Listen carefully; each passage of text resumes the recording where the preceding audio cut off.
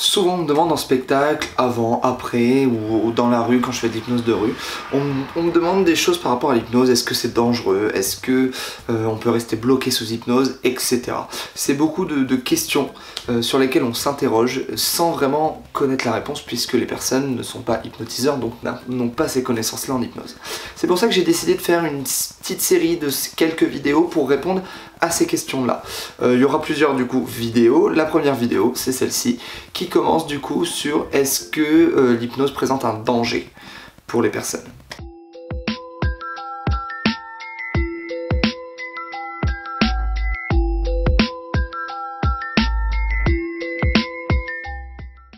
Avant de commencer, j'aimerais vous dire que si jamais vous avez d'autres questions, parce que moi forcément, connaissant l'hypnose, j'ai pas forcément ce recul-là de me poser des questions par curiosité, etc. Enfin, j'en ai d'autres, mais elles seront plus techniques. Si vous avez des questions par rapport à l'hypnose, n'hésitez pas à mettre un commentaire pour du coup me dire j'aimerais que tu répondes à cette question, ou voilà, poser la question, peut-être que j'y répondrai en vidéo. Tant qu'on y est, en même temps, en parlant des commentaires, mettez un pouce bleu, un petit j'aime, si jamais vous aimez la vidéo. Si jamais vous n'aimez pas, bah, passez votre chemin. Donc l'hypnose est-elle dangereuse? Déjà, là, je vais répondre tout de suite, je vais pas mettre 30 ans, c'est non. L'hypnose n'est pas dangereux. Voilà, fin de vidéo. Non, pour être sérieux, l'hypnose n'est ni dangereux, ni contre-indiqué. Tout le monde peut être hypnotisé à différents degrés. Ça, c'est la définition générale de l'hypnose. Ensuite, en fait, l'hypnose, ce n'est qu'un outil. Pour donner un exemple que je donne souvent avant mes spectacles, c'est prenez un couteau comme outil par exemple. Le couteau n'est pas dangereux en soi puisque vous vous en servez les 3/4 du temps, même plus que ça, pour couper votre viande, pour manger, pour plein de choses quoi.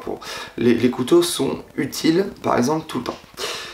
A l'inverse, on a déjà vu des crimes qui ont été faits avec des couteaux. On peut tuer une personne avec un couteau. Donc un couteau peut être dangereux dans ce cas-là. Mais c'est pas le couteau. Dans ce cas-là, on n'a jamais dit tiens, on va interdire un couteau parce que c'est trop dangereux cet outil. Non, on n'interdit pas le couteau, on punit la personne qui est derrière. L'hypnose c'est pareil. On ne va pas interdire l'hypnose parce qu'il y aurait quelque chose qui aurait été mal fait avec l'hypnose. C'est la personne qui est derrière qui serait dans ce cas-là à punir. Je prends l'exemple, malheureusement, une fois, vous avez peut-être vu cet article. Si jamais je l'ai, je vais le faire apparaître. En espérant que je le retrouve. C'était un article il y a quelques années encore, c'était d'une personne qui avait fait des attouchements sous hypnose. C'est pas l'hypnose ici le problème, c'est qu'il a pris des personnes qui étaient extrêmement fragiles déjà, puisque ces personnes venaient en thérapie et donc elle lui donnait forcément un crédit déjà assez fort. Et ces personnes qu'il a abusé de cette fragilité en utilisant l'hypnose pour les influencer. Mais ça c'est de la manipulation négative, donc ça n'a aucun rapport. Donc l'hypnose n'est pas dangereux. L'hypnose est un moyen efficace. Beaucoup de thérapeutes vous diront l'hypnose est très efficace, donc forcément sur des thérapies ça peut faire bouger les choses, ça peut forcément remuer un petit peu quand on va chercher des choses qui peuvent être profondes, on va titiller un petit peu, les thérapeutes vont titiller un petit peu les choses auxquelles les personnes souhaitent changer pour changer et atteindre de nouveaux objectifs. Voilà pourquoi on peut des fois avoir peur de l'hypnose. Mais ça c'est le côté thérapeutique. Partons côté spectacle maintenant. En spectacle, on dit souvent, ça marche lors de mes spectacles par exemple, je dis les personnes n'ont donc tout le monde peut faire le test de réceptivité, mais tout le monde ne pourra pas monter sur scène. C'est-à-dire que les personnes, les femmes enceintes ne peuvent pas monter sur scène, les enfants de moins de 15 ans ne peuvent pas monter sur scène, les personnes avec des gros problèmes physiques, problèmes pour marcher, problèmes de dos, etc., on évite de les faire monter sur scène, et les personnes avec des problèmes cardiaques ne montent pas sur scène. Souvent quand je dis ça, c'est oula, ça fait peur, c'est-à-dire que l'hypnose c'est dangereux, il faut vraiment être en bon état. Non, c'est pas parce que, là c'est pas dû à l'hypnose, une personne qui serait cardiaque, une femme enceinte peut faire de l'hypnose, il n'y a pas de souci. Là c'est parce qu'on parle de spectacle. En spectacle, c'est un petit peu différent parce que en spectacle on va faire chuter les personnes. On va en spectacle les endormir brusquement. Des fois il y a des choses qui sont incontrôlées parce qu'on fait des hypnoses de groupe. Donc forcément il y a des réactions différentes d'une personne à une autre. Et donc si je reprends par exemple l'effet d'une femme enceinte, il faut éviter forcément qu'elle chute par terre. Ça peut, voilà, si on peut éviter les risques, même si j'ai énormément de techniques en tant qu'hypnotiseur de spectacle pour retenir les personnes, pour éviter qu'elles se fassent mal dans leur chute, on va éviter de prendre des risques inutiles. Pareil pour les personnes qui ont des problèmes à marcher. Pareil pour les personnes cardiaques, il ne faudrait pas qu'une chute brusque leur fasse soumettre une crise. C'est vraiment pour avoir le risque zéro. Et les enfants, pourquoi les enfants c'est un petit peu différent. Les enfants, c'est parce qu'un enfant, l'hypnose d'un enfant ne sera pas aussi impressionnant que l'hypnose d'un adulte. Un enfant qui a par exemple 12 ans, il va être très fréquent d'un enfant qui a 10-12 ans de le voir dans la cour de récréation entre midi et 2 à chaque pause jouer avec ses camarades et faire croire qu'il est, je sais pas moi, un chevalier qui se combat contre un dragon, etc. Il va pouvoir imaginer des scènes. Vraiment, il va pouvoir imaginer son histoire, son jeu de rôle, etc. derrière. Donc vous avez l'habitude de voir ça les enfants. Ce qu'on fait en hypnose de spectacle, c'est un petit peu reconstituer des scènes comme ça, des jeux, un petit peu reconstituer une imagination, une expérience. L'enfant qui va revivre ça, ça ne sera pas impressionnant. C'est quelque chose que vous voyez de manière banale, voilà, partout, puisque c'est l'imagination débordante d'un enfant. Et je dirais même, ça je pourrais le dire dans une autre vidéo, mais que les enfants ont cette capacité plus grande à rentrer rapidement sous hypnose parce qu'ils n'ont pas le conditionnement qui est aussi pesant sur leurs épaules. Donc voilà pourquoi les enfants c'est différent, c'est pas que c'est dangereux qu'ils en fassent, c'est que c'est beaucoup moins impressionnant pour le spectacle. Et le spectacle, comme son nom l'indique, il faut que ça soit spectaculaire. Enfin, pour confirmer que l'hypnose n'est pas dangereuse, en fait, c'est qu'en spectacle, si on maîtrise bien l'hypnose et si on est bienveillant en tant qu'hypnotiseur, on ne va pas aller hypnotiser la personne sur des choses qui sont sensibles pour elle. C'est-à-dire que lorsque j'hypnotise une personne, ou des personnes de manière collective, je reste dans le très général. Je prends mes exemples, leur faire croire qu'ils sont dans des montagnes russes, à part le fait que forcément les montagnes russes font peur, etc. Il y a peu de chances que ça touche une personne par rapport à un traumatisme. Sauf si, malheureusement, c'est un cas très spécial. Mais je pourrais le gérer. Mais quoi qu'il arrive, c'est très rare. Pareil, d'autres choses, faire oublier un chiffre, le chiffre 7. Souvent, c'est le chiffre qui est le plus souvent oublié.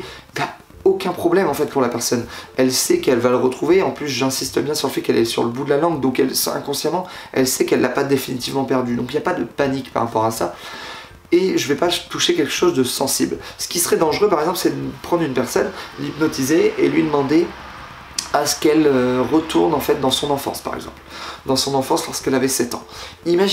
Juste imaginez que cette personne ait subi quelque chose de très grave, la perte de ses parents, un viol, qu'elle a été adoptée ou qu'elle ne connaît pas ses origines, pareil quand on fait oublier le prénom. Imaginez que la personne ne connaisse pas son identité, ça peut être rare mais c'est possible.